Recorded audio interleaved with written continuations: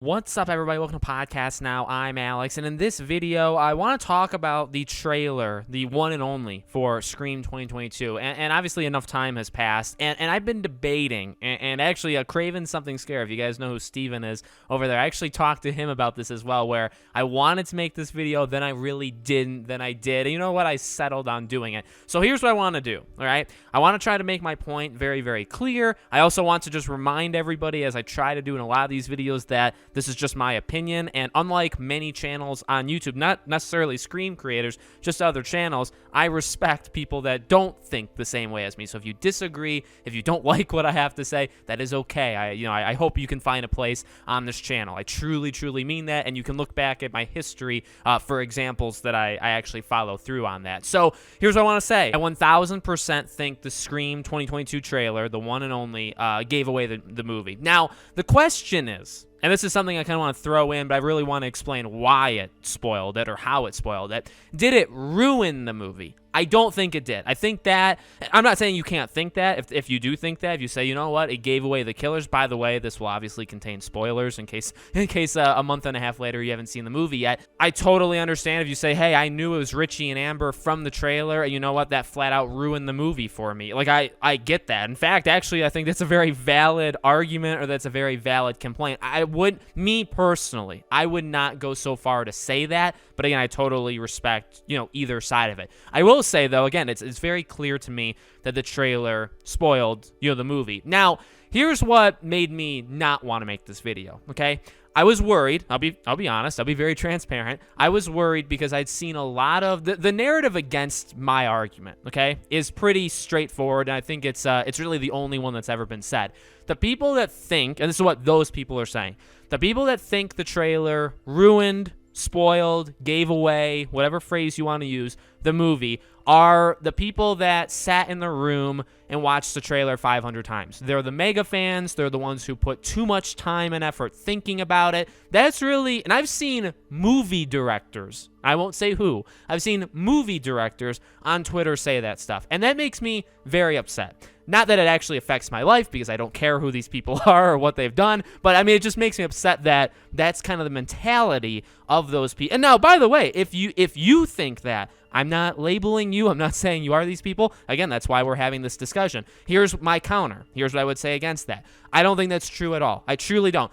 Are there people that talk about this movie a lot? Yes, like and I'm sure you guys watch several other Scream. There's me, Beyond the Mask, Critical Overlord, Killjoy Jake, Craven Something Scary. The list goes on, right? There's maybe, let's say, 7 to 10 of us. There's, of course, Ryan on Twitter, Ryan Showers. There was Scream Obsessed, although he didn't really do many theories, right? He was more of just kind of like a news and behind the scenes. So you have all of these things, maybe 10 of us, 10, 15 of us, of like notable, and not to say we're better, because we're certainly not, but like, there's we are known, okay?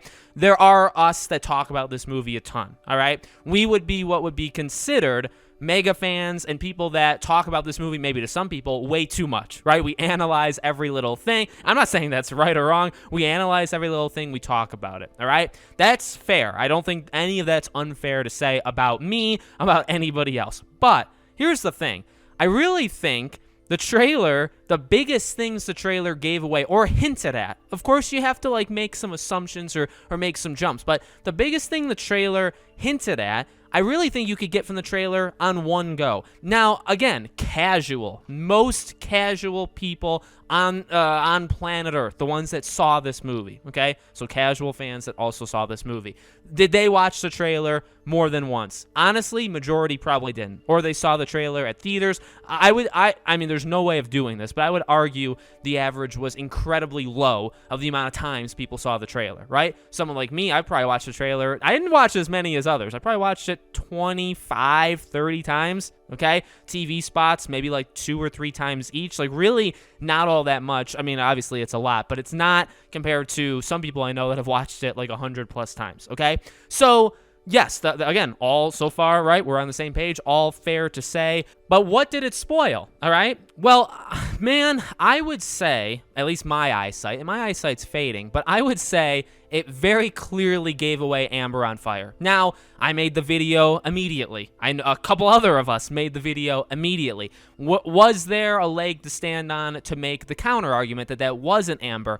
Yeah, but also no, because all you had to do was look at her sleeves, which were her sleeves. You know what I mean? Like, it was her. We were pretty darn confident that it was her. And yes, there are people making the argument that it wasn't, but I feel like that was something that was kind of universally accepted after maybe a week or two, that, okay, that's Amber. Now, the question is, does she come back? Which, ironically, she actually did. Why is Sydney watching her, right? Is that something that maybe it's a dream sequence? Maybe it's a hallucination sequence by Sam. What is it, right? There was those kind of arguments, but those were the arguments. After the first couple of weeks, those were the arguments. Not, is that Amber on fire? We all agreed there. You know what I mean? So I feel like that's an issue. Now, okay, here's what you can say. Well, Alex, if you pause the frame and you zoom in on her sleeves, of course you're going to see it. But again, I really don't think it took a lot of effort. I really feel like you could have figured it out I noticed it immediately in the trailer. Now, maybe I wouldn't have been able to say all the stuff I said in the video when I was analyzing it without watching it, more than once. I had to have done that. Sure. Okay, you can throw that out there. But I feel like if you see that, that's in your mind now. How about Gale screaming, crying? What did we all say? Is that teasing Dewey's death? Then we said, there's no way they would show that in the trailer. 0%. Now they show him in the hospital fighting Ghostface. All right, well, it's a 50-50 coin flip. Maybe he escapes, maybe Ghostface escapes, maybe he dies, maybe he doesn't die, right? That's a coin flip. But then showing Gale breaking down in somebody's arms, you're like, well, who would she cry over? And then, of course, again, we're like, well, Dewey is the one. However, maybe it's Judy. Does she care too much about Judy? Well, not really, but maybe the movie kind of stresses that, and maybe that's her crying over Judy. Maybe it's Sydney, which doesn't make sense. It falls apart really quick. So, all right, let's throw out that one. You know what I mean? Now, yes, there are some things that are a little bit more specific. In the trailer, it shows Sam stabbing Richie. You can very clearly tell it's Richie from his arm as well as his hair. His hair is sticking out. So that's just in the trailer. Now, yes, that is something I feel if you see it, it moves very, very quickly. You may not be able to catch it. But I don't know. Then you have Amber coming down the steps, which is very like Billy Loomis-like. So that's another thing that could signal her. I just feel like... And then you go to the TV. That's just the trailer. The TV spots literally show Judy being killed. Okay, now again, it's like, well, is it Judy or is it Wes? But when you have to start doing that, see, that's the thing with this entire stuff, right? Again, when you have to start making stretch arguments to get away from what is the most obvious. Now, by the way, that's not a 100% guarantee. We're not always going to be right. I pray to God I'm not right for the next movie. I hope every theory video I make for Scream 6 is wrong so that I can go in surprised. I will say that, for me, on a personal level, as I've said 1,000 times, I like the movie. I actually liked it a great deal. I can't wait for the Blu-ray. I can't wait to watch it, when it comes to stream. Like, all of that stuff, okay? I liked it. But to say that I didn't know what was going to happen is ridiculous. I predicted the entire... I even predicted the death sequences. I knew who was going to die when. Now that, I will say, is probably a byproduct of me having the channel, talking to you guys, theorizing, making videos, hearing your thoughts, kind of adjusting, maybe being, oh, you know what, you that's a good point, I never saw it that way, or what, you know what I mean? I would say that, okay? Again, I'm not going to stretch it to say the trailer ruined my experience or, was the worst thing on planet. Like, I'm not going to go that far, but I guess to kind of stay in the middle or to try to see things on both sides, I also don't like... Not to say you can't have it. These people on Twitter are having it. That's totally fine. I just don't like the argument that the only people that saw this stuff coming are like the super fans, the ones who saw the trailer 500 times, screenshot everything, analyze. I don't think that's true. I really think you could have predicted several big... And it's not like they were small things. You know what I mean? In a Scream movie, deaths, who dies, and who are the killers are arguably the most important thing. Okay? In a whodunit, you're trying to figure out which one of them is Ghostface.